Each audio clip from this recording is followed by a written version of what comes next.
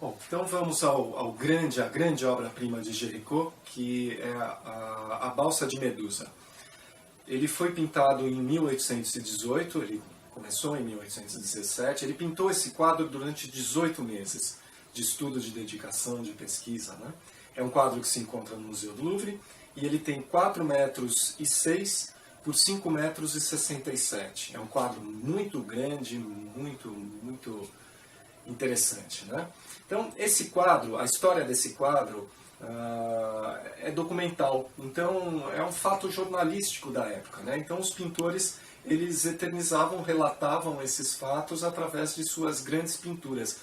As grandes dimensões estavam associadas aos temas históricos. No neoclassicismo, que foi o movimento que antecedeu o romantismo, as grandes dimensões eram utilizadas para retratar os fatos políticos, os heroísmos, a integridade humana da época. Então, sempre alguma coisa relacionada à ordem e à hombridade, ao heroísmo, à integridade do ser humano.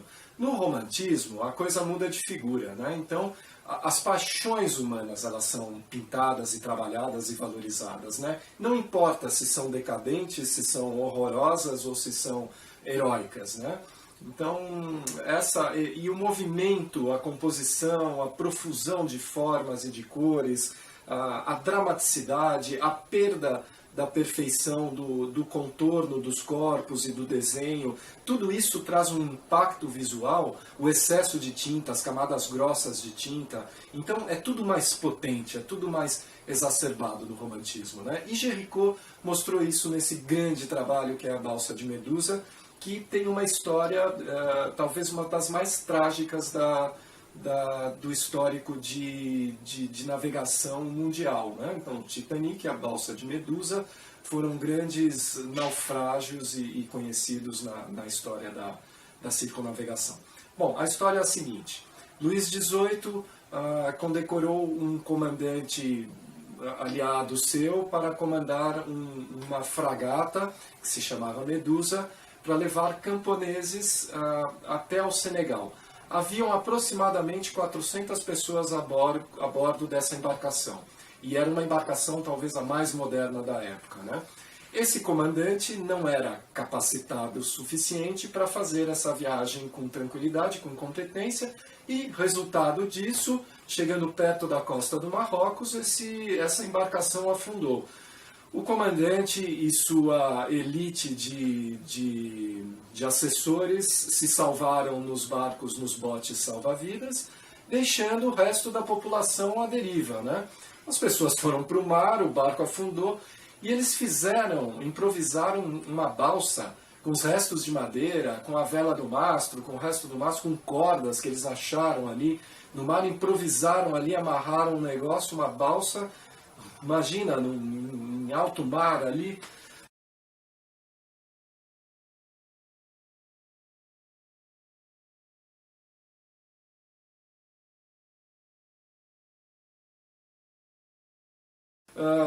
E se salvaram ali. Então, se salvaram, calma, esse é o início da história, né? 147 pessoas subiram a bordo dessa balsa e ali ficaram durante 13 dias no mar à deriva. Só que, de imediato, da primeira noite para a segunda noite, já 20 pessoas desapareceram no mar. Então, dormindo ou desesperadas, sei lá, caíram no mar e desapareceram. Depois, oficiais, revoltados com a situação, mataram mais 60 e tantas pessoas a tiros, acreditem. fatos históricos, porque Géricault conversou com os sobreviventes, ele pesquisou sobre esse fato para pintar esse quadro. Então ele fez um exercício de documentação jornalística na época extremamente profunda. Depois, posteriormente, ele foi visitar os sobreviventes, ele conversou com essas pessoas, ele foi ver os corpos das pessoas nos necrotérios, o estado que eles estavam.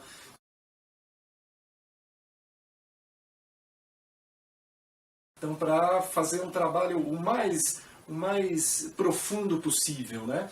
Realista num sentido de documentação, mas o sentido da documentação era o de trabalhar com o desespero, com a angústia, com o documento, com a situação, com o relato das paixões humanas na época, que era muito do espírito do romantismo.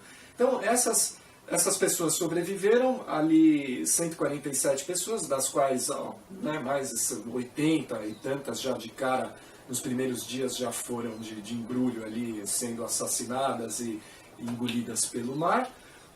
E a bordo havia um médico que se chamava Dr. Salvigny. Esse médico tomou a dianteira do desespero das pessoas e conforme as pessoas iam morrendo, o que ele fez? Começou a fatiar os cadáveres dessas pessoas, a dissecar, a secar esses pedaços, essas entranhas comestíveis, entre aspas, no sol.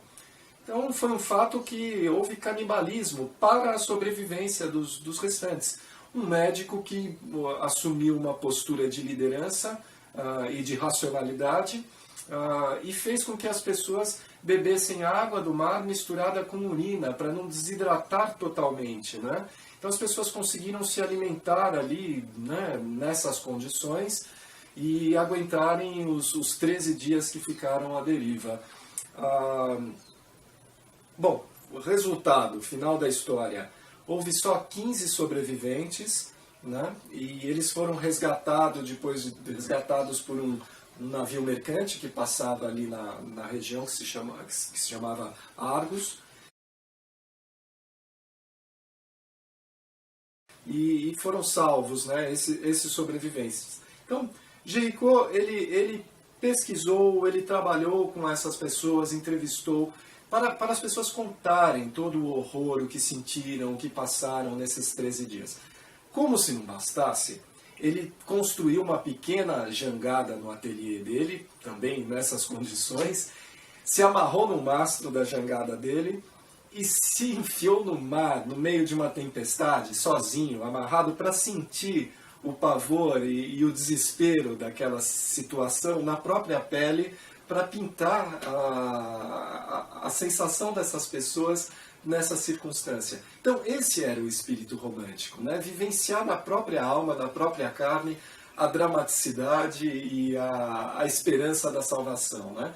Então Géricault pinta nesse quadro uma base quase um losango, né? Um retângulo, né, inclinado, aonde se encontram os corpos, já uma parte de pessoas mortas, né, nessa embarcação, já os corpos completamente desfalecidos.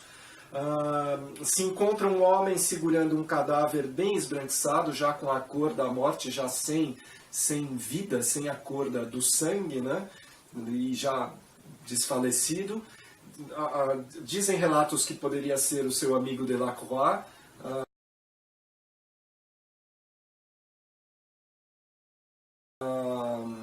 nessa pintura.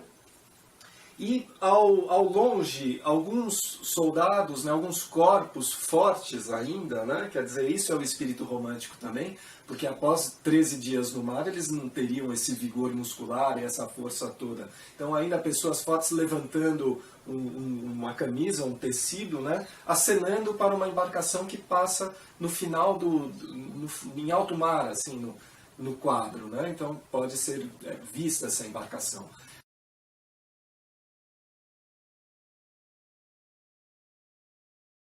Então essa situação piramidal, essa construção inclusive piramidal dessas pessoas que sobem umas em cima das outras, erguendo, né? E depois outra pirâmide que se faz com cordas e o mastro com a vela. Então essa construção triangular que está associada à esperança, que está associada à Divina Trindade, né?